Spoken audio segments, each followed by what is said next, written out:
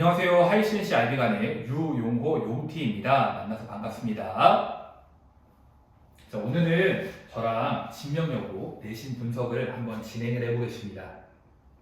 진명여고 하면 내신 따기 어렵다, 정말 치열하다, 까다롭다 이런 이야기들을 주변에서 많이 들으셨을 텐데 학생들도 그런 긴장감을 갖고 학교에 올라갔지만 막상 학교 시험 범위에 당황을 하고 부담감을 느끼는 경우가 굉장히 많습니다. 작년 중간고사 기준으로 말씀을 드리면 올림포스 부교재랑 모의고사 지문에서 53개의 지문이 시험 범위에 포함이 되었고요. 그럼 교과서랑 이거만 하면 되냐라고 했지만 1번부터 17번 듣기 스크립트가 4회분이 들어갔습니다. 그리고 이 듣기조차 학교 시험에서 25.25%를 차지하는 비중이기 때문에 간과해서는 안 되는 부분이거든요. 그럼 굉장히 많은 시험 범위를 갖고 있기 때문에 영어에 자신감이 없다, 그 다음 기본기가 부족하다라고 하면 어려움을 느끼고 당황하고 부담을 느끼는 게 당연한 상황인 거죠. 거기에 학교 킬러 유형은 복수 정답과 영어 선지가 있는데 이 두 가지의 유형이 다 영어에 대한 기본기를 점검하는 유형이기 때문에 어떻게 하면 좀 효율적으로 내신 대비를 하고 어떻게 하면 1등급이 나오고 어떻게 하면 안정적으로 등급을 잡을 수 있는지 이거를 이 컨텐츠를 통해서 한번 전달을 해드리겠습니다. 자, 넘겨서 한번 보시면 먼저 50대 50 이렇게 학교 시험 유형을 파악을 해주시면 됩니다. 작년 중간고사 점수 100점표이고요. 앞에 듣기랑 순서, 삽입, 빈칸, 단순 빈칸 채우기, 단순 영자 이런 것들은 암기로 커버할 수 있는 유형인데 50점 정도의 배점을 가지고 있습니다. 그러면 상대적으로 쉬운 난이도이기 때문에 반드시 맞춰야 안정적으로 점수가 확보가 되는 유형이고요. 영어의 기본기, 자신감이 부족한 학생들은 암기가 반드시 수강이 되어야 하는 거죠. 여기서조차 실수가 발생이 된다면 등급 확보에 큰 어려움을 갖게 되어집니다. 그냥 나머지 킬러 유형인데요. 선택지에 들어가는 어휘가 고3 수준으로 등장할 때도 많고 영영 부위, 문맥, 영어 선지 학교 선생님께서 재량으로 막 적어주시는 부분이기 때문에 이게 학생이 기본기가 없다면 대처하기가 쉽지 않습니다. 어법 역시 복수 정답으로 나오면 하나의 미스를 통해서 틀리는 경우가 생기는데 먼저 기출을 통해서 눈으로 한번 확인해 보겠습니다. 자, 보시면 이 두 번째 유형이 학교의 어법, 어휘, 복수 정답 유형입니다. 제가 어법만 캡처를 해놨고요. 어휘 역시도 작년 기준으로 동일한 포맷으로 출제가 되었는데 학생 입장에서 생각을 한번 해보면 어법상 옳다, 옳다, 옳다. 근데 얘는 옳은지 아닌지 모르겠다. 이렇게 고민하는 한두 개의 문장이 있습니다. 근데 이거를 자기 실력으로 찾아내지 못한다면 분명히 시간 소모적인 문제에서 잘 찾아냈지만 이 한계로 인해 1번을 골랐다 혹은 3번을 골랐다 그럼 시간 투자는 했지만 점수도 날리고 시간은 낭비가 되는 상황이 생겨버리는 거죠. 듣기에서조차 이런 식으로 복수정답이 등장을 하면서 학생들한테 시간을 소모시키고 애먹게 하는 문제들 중에 하나로 진명여고에서는 복수정답이 킬러 유형으로 자리를 잡고 있고 그 다음 앞에 서두에 말씀드린 대로 영어 선지 이 부분이 생각보다 까다롭습니다. 저랑 내신 대비를 진행하는 학생들 같은 경우는 누구보다 많이 보고 읽고 외우고 숙지시키고 많이 풀게 해서 모의고사 지문이 있을 때 한 줄로 요약해봐. 어법 무슨 어법이야? 어떻게 바꿀 수 있어? 이 본문에서 이 단어의 뜻은 뭐지? 다른 뜻은 뭐가 있지? 이런 것들을 물어보면 거의 기계처럼 대답을 합니다. 그럼 그 정도로 지문 숙지가 되어 있음에도 불구하고 선지에 들어가는 단어를 모른다. 학교 선생님이 단어를 너무 어렵게 냈다. 구문을 모른다. 이런 상황들이 생기면 숙지는 되었지만 선지를 소거하지 못하고 고르지 못했기 때문에 오답이 발생하는 상황이 생기는 거죠. 영어 선지가 정말 어렵게 출제가 되고 있습니다. 그렇다면 이 것들을 위해서 어떻게 하면 내신 대비를 잘 진행하고 대처가 가능할까? 이 부분을 말씀을 드리면 저는 먼저 통암기를 학생들한테 부과하고 있습니다. 쌤, 아니 교과서 한 과랑 53개의 지문을 어떻게 외웁니까? 이건 누적도 안 될 것 같고 시험 전날까지 어떻게 기억을 합니까? 라고 하는데 그 치열한 증명 여고에서 그렇게 진행하는 학생들이 분명히 있고요.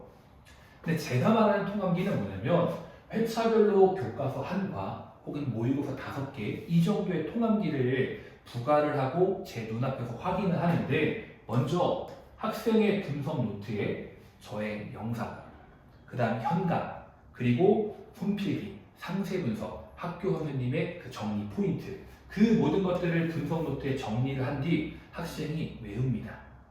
그럼 외우는 와중에 노래도 많이 들으면 가사가 저절로 외워지는 것처럼 이 학생들은 본문뿐만 아니라 디테일이 빼곡하게 쌓이겠죠. 그럼 저와의 1대1 역질문을 통해서 디테일을 확인을 하고 데일리 미션, 지필, 구술을 통해서 이 암기를 확인합니다. 통암기는 정답이 아닙니다.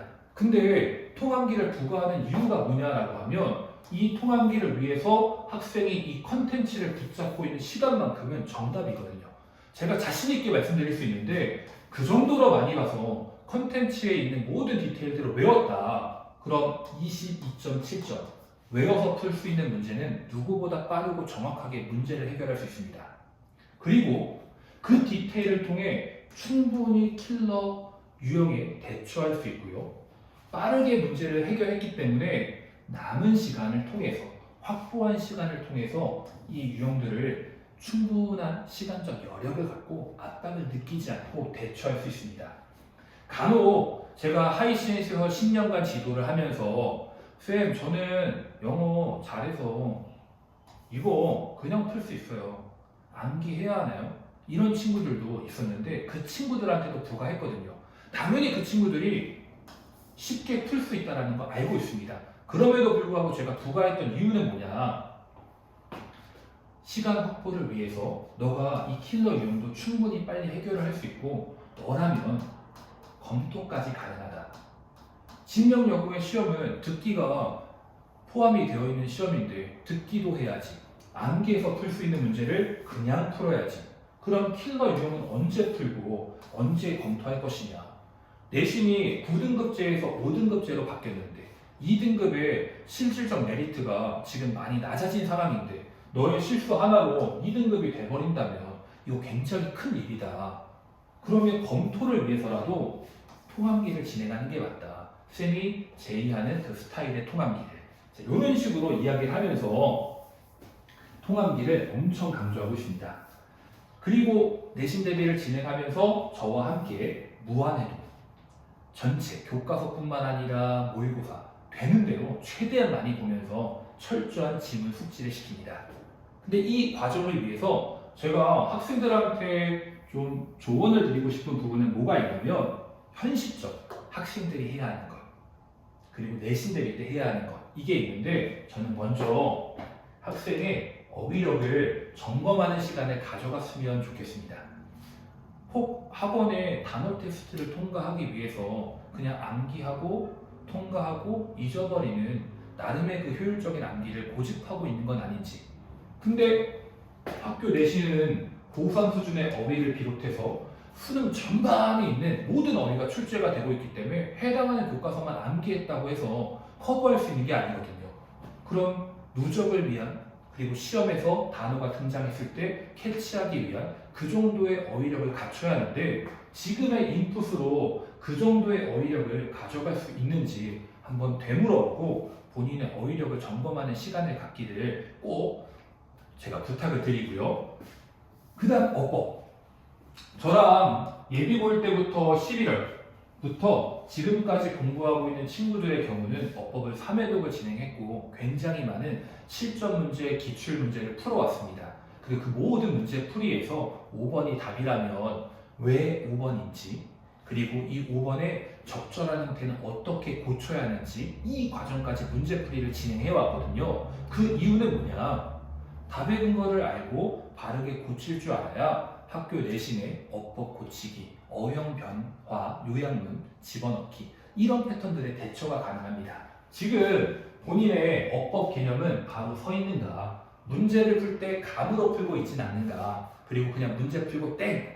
이렇게 넘어가는 것 아닌가. 고치기까지는 진행을 해야 우리가 내신 대비를 진행할 때 효율적으로 접근을 할 수 있거든요. 분명히 경험치가 필요한 부분이니까요. 그거를 이 두 가지를 저는 한번 확인을 한번 해보고 적절한 피드백이 들어갔으면 좋겠습니다. 내신 대비를 시작하기 전에. 자, 그 다음 내신에 들어가서는 여러분이 해야 하는 게 뭐가 있냐라고 물어보신다면 저는 뭐라고 이야기를 하냐. 저의 내신 대비 스텝 안에서 스텝 2에서 서두에 말씀드렸던 누구보다 많이 읽고 외우고 숙지하고 이런 부분들은 제가 책임지고 만들어 드릴 수 있습니다. 그런데 저는 회차마다 무한리필 변형 문제를 줄 텐데 풀어오지 않는다면 다음 문제는 배부하지 않습니다. 근데 풀어왔어요. 그럼 채점도 하고 오답도 하고 저한테 첨삭도 받아야 하는 거죠. 어차피 해야 하는 거라면 철저한 과제 이행을 부탁을 드리고 이렇게 진행을 하고 저한테 제출까지 해주신다. 그럼 저는 학생별 틀린 오답 노트, 틀린 문제만 모아 오답 노트 노 미스테이크 컨텐츠를 제공을 하고 있습니다. 킬러 유형 대비를 위해서라면 틀린 문제는 반드시 다시 풀어봐야 하는 거고요. 주로 틀리는 문제가 선지 때문에 틀리는 문제가 될 텐데 거기 등장했던 단어들을 정리하고 그 다음 오답 노트를 풀 때 기억이 나는지 안 나는지 한번 확인해보는 과정은 필요하기 때문에 부과가 된 부분이 있다면 정말 철저하게 저를 믿고 이행을 해주셨으면 좋겠습니다. 항상 이런 식으로 하이CNC에서 10년간 지도를 하면서 좋은 소식과 결과를 전해왔는데요. 이번 내신 대비를 진행할 때 저희 내신 대비는 3월 17일부터 시작을 합니다. 이 컨텐츠를 보고 저를 한번 믿고 귀한 자녀분을 보내주신다면 무거운 책임감을 갖고서 좋은 소식과 결과를 또 전해드리도록 하겠습니다. 자, 여기까지가 집명여고 내신 분석과 내신에 관한 팁이었고요. 짧은 영상 들어주시느라 너무 고생하셨습니다. 감사합니다.